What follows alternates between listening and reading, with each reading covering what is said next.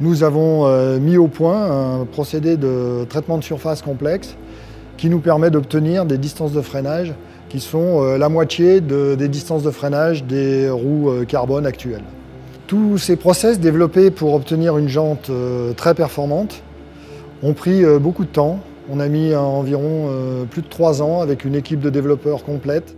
Deux difficultés majeures dans la réalisation d'une jante carbone à pneus. La première, c'est la résistance du profil à la pression du pneumatique. Et la deuxième, c'est la résistance du profil à la chaleur que dégage le freinage. Une jante en aluminium est capable de dissiper la chaleur assez rapidement et l'aluminium lui-même résiste à des températures très hautes. Ce n'est pas le cas du carbone et notamment de la résine qui le compose, puisqu'elle ne résistera pas à autant de chaleur et va avoir tendance à se ramollir et à provoquer la rupture du profil. Notre objectif au départ a été déjà de détecter tous les modes de défaillance possibles de la roue, les mettre en évidence et puis ensuite, par le biais de tests très poussés, d'arriver à trouver les solutions techniques qui permettent de résoudre ces problèmes-là. Les solutions qu'on a mises en œuvre sont tout à fait uniques. C'est le mariage d'un insert en aluminium qui est en tout point différent d'une jante et qui lui-même est très léger de par notre maîtrise parfaite des technologies liées à l'aluminium, d'usinage et de mise en forme. Avec ça, le carbone lui-même a des propriétés très particulières. On associe plusieurs types de résines différentes qu'on soumet ensuite à des traitements thermiques selon un protocole très précis qui est soumis au secret. Cet assemblage de résine et ce post-traitement qui permet à la résine d'atteindre des températures très élevées et donc lui permet de résister à des grosses contraintes de freinage. La Cosmic Carbone 40 à pneus est constituée de différents éléments. En premier, un cerceau aluminium qui garantit une bonne résistance au choc et un montage facile du pneu. Ensuite, un noyau constitué d'une matière extrêmement légère et très résistante et aussi très résistante à la température. Ensuite, un certain nombre de couches de renforts en carbone qui sont positionnées sur la jante manuellement afin de garantir une précision d'orientation des fibres carbone pour obtenir une jante qui résiste parfaitement aux contraintes lors de son utilisation. Ces opérations sont aujourd'hui manuelles. Entre chaque opération, on a un contrôle pour s'assurer du bon positionnement qui garantit une fiabilité de la jante par la suite. La jante préalablement drapée est positionnée dans ce moule.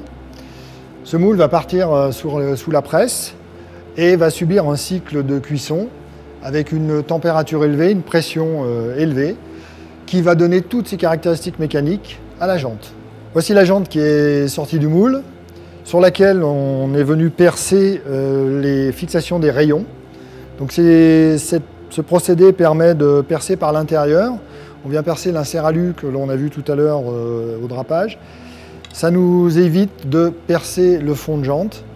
Donc on obtient une jante qui est beaucoup plus résistante puisqu'on n'a pas détérioré le fond de jante par des trous.